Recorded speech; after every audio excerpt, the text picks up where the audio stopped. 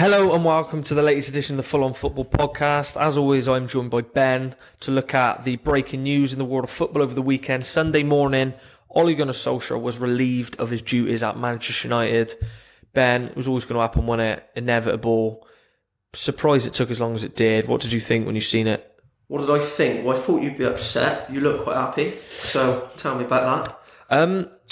Mate, really, it was really sad for me. It was a sad moment to see like the reality of a club legend who has the club's best interest at heart lose his job.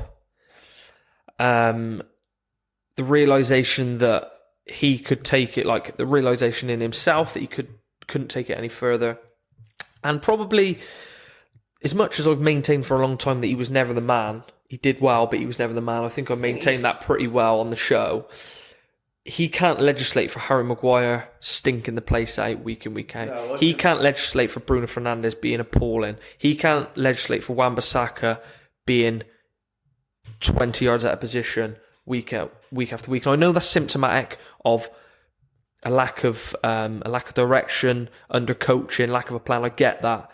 There's certain things that is not all his fault. Yeah. And that's what I felt a bit sorry for. The players let him down, didn't they? There's no doubt about that.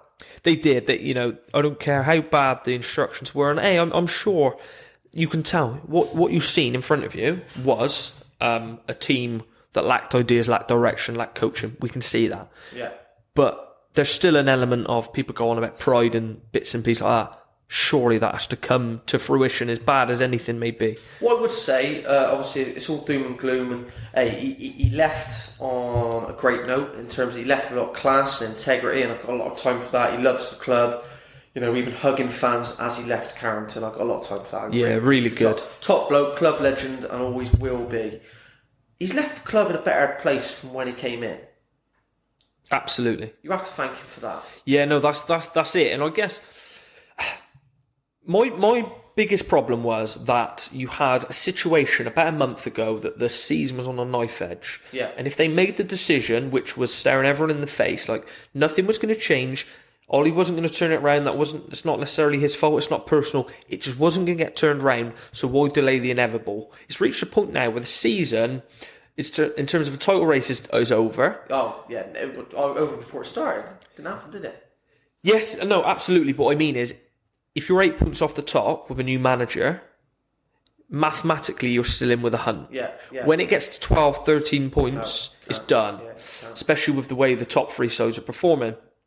That was my biggest bugbear. Nothing was going to change, so why delay the inevitable? But you're absolutely right. He's come into a club and inherited a side that was poor, that lacked everything you need to be a top side.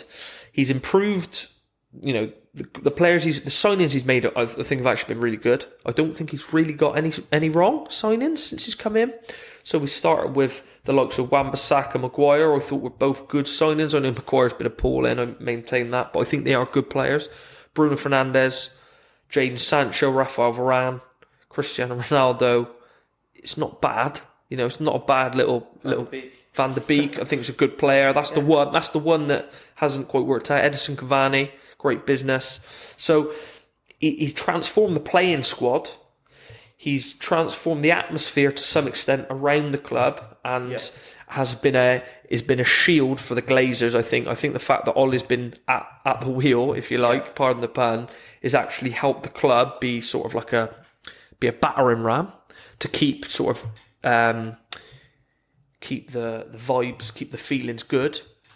But ultimately, he's took it as far as he could, and if the longer he stayed in, he risked damaging and undoing all the hard work that he's clearly done, albeit just not good enough for what the club needs. I thought they should have sacked him after the Liverpool game. I thought that Agreed. was the right time. The manner of that defeat, I just don't see how you come back from that. Obviously, my theory on this, and you tell me if I'm talking out my backside, but Mourinho got sacked on the back of a Liverpool game. It's your biggest rivals. I know you say it's Man City, but it's Liverpool. Liverpool's your biggest rivals historically. Mourinho got sacked on the back of a Liverpool game. I don't think he wanted to give Liverpool the satisfaction of doing that to 2 managers in a row, and I do think that was a lot of the reason why he wasn't sacked at the time. That might be complete rubbish. Yeah, I do. I think I think he should have been sacked on the back of that. Obviously, he got the Man City as well, quite a dominant result. Dominant performance. Obviously, the result it was horrendous. It's very one-sided. Probably more dominant than the Liverpool game in a lot of ways. Definitely. So the writing was on the wall for a while, and I think it's just the manner of the defeat at Watford. Obviously, Maguire getting the early red card, 4-1. It's the scoreline as opposed to anything else. For someone that's not watched the game, looking at that and seeing 4-1, looks like a bit of a thrashing. You know, it was. And how often, how much longer can you put up with that? But I do maintain it should have happened after the Liverpool game. What were they holding on for?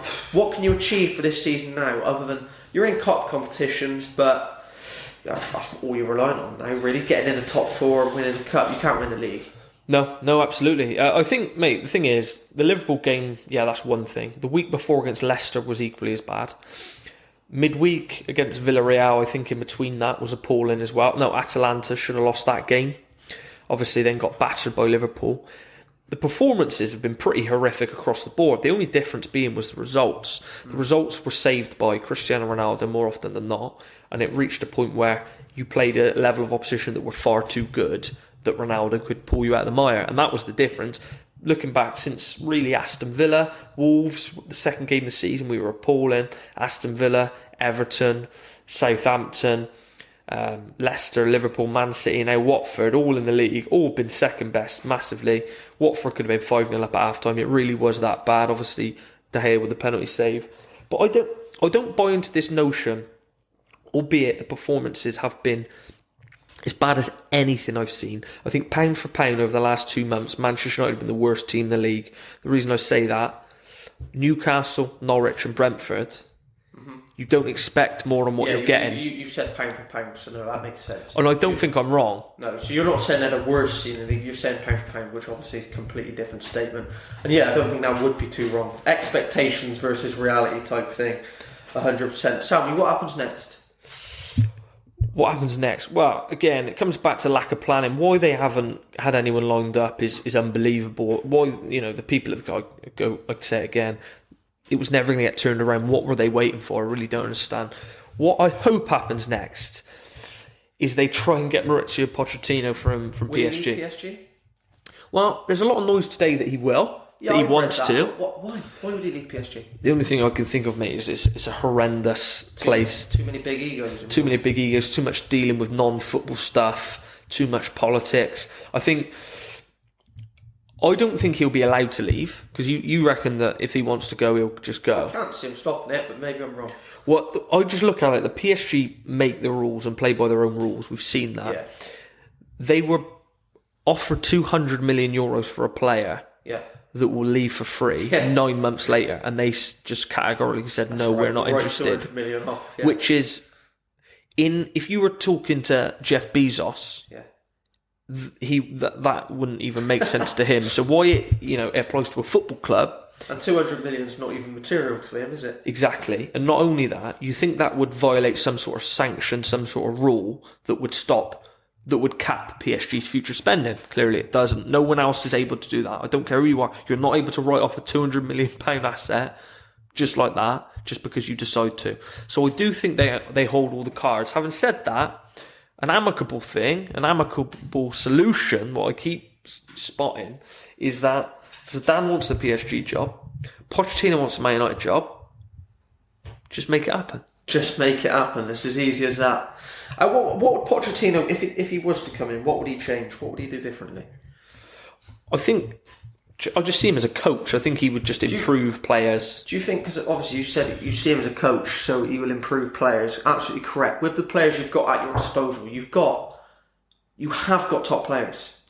So it just takes, you've got the ingredients, you just don't have the recipe. I personally think the squad is as good as a squad we've had for 10 years. I think the team that won the league in 2013, the squad that we have now, is better on paper. Yeah. And I feel, I don't know about you, I'm asking you on this, would Pep Guardiola, Thomas Tuchel, Jurgen Klopp be able to challenge for a league with this squad of players? Yeah, 100%. 100%. Jurgen Klopp, given 2 years with this Man United side, and Ole Gunnar Solskjaer put in charge of the Liverpool side, it'd be role reversal. Do you reckon? No doubts. Convinced? No doubts, completely convinced. So Pochettino inherits a side then that is waiting to challenge for a league title. Uh-huh. Can he do that? Because I think he can. Don't know, because ultimately, yeah, I'd like to say he can. The evidence at Tottenham would say he can. He worked wonders at Tottenham, of course he did. But ultimately, we are still in a position whereby the only thing he has won is at PSG, and that's pretty non-compete, if you will. Yeah, he's won the league before balls kicked. So ultimately, as harsh as it is, the so-called reality is he hasn't actually proven it yet, has he? Could he? Theoretically, yeah, I think he could, based on what he did at Tottenham. If he can do at Man United what he did at Tottenham with the resources at his disposal, he's going to win something. Because I thought he worked the Oracle at Tottenham. That's what I'm saying. Yeah, so I thought he worked the Oracle. Because he was given nothing there, was he? No, self-imposed transfer ban for sort of 2 years or whatever it was, yeah. Exactly. So if he can have the resources, Man United got unlimited resources. Man United spend as much as anyone, right? So with that backing, you'd think that he's going to actually be able to do something, actually win, certainly compete for a league. He definitely has a style of football. He's definitely a coach, like you said. He will improve players. All of those three things are proven. But the actual winning trophies side, not so much yet. But having said that, it's back to job experience. You don't have experience yet, but until I get given a job, I don't have the experience. It's that type of thing, isn't it? So I'd back him. I'd back him all day. What would you be doing if you're Ed Woodward? I think he's still in the job. I think he's extended today that he's going to stay for a bit longer to oversee us. No, he was due to leave any day now, but apparently he's going to stay to try and sort the next however long to try and secure a new manager.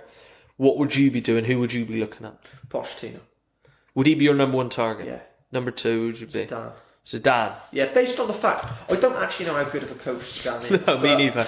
Ultimately, 3 Champions League, and I think he's got the aura to manage that dressing room, and I think that's one of the biggest things. I think there's a lot of big egos in that dressing room, and I actually think that one of the toughest things is, I think Jurgen Klopp and Pep Guardiola in particular, I'd throw Thomas Tuchel in there at the moment, but those two have been at it for 5 years, whereby they are the biggest ego in the room. Virgil van Dijk, Mo Salah, Kevin De Bruyne, Sterling, Aguero, doesn't matter.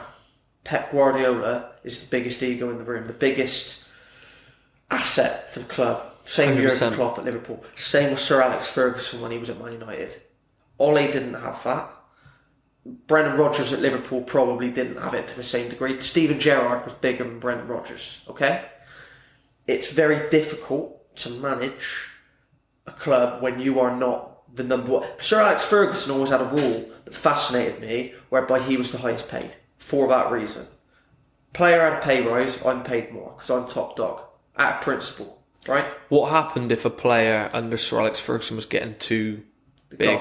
Gone. David Beckham, gone. Gone. And there's more examples than Roy that. Keane, gone. Gone. So exactly that. He could manage egos, and that was definitely, in fact, his biggest strength, was the ability to actually manage that dressing room.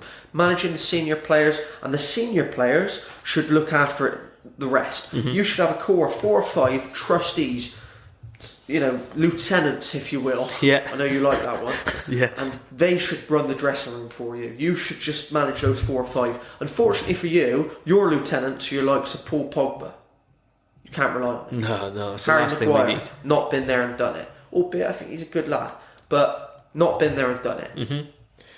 As for Zidane, I agree with you. You don't know how good he is as a coach, but the thing that I thought about Zidane is, for a short-term fix, he would definitely arrive in the dressing room and have the aura and instant respect of everyone else. Yeah. And I think you would inspire a dressing room, maybe galvanise a team, build some momentum over sort of 6 months to a year. I know at Real Madrid he won 3 Champions Leagues, so that says otherwise, but it wasn't as simple as that. And I think if you look at performances, and I think they won the league once over those 3 years, and they had a lot of things go their way along the way. You need that, don't get me wrong.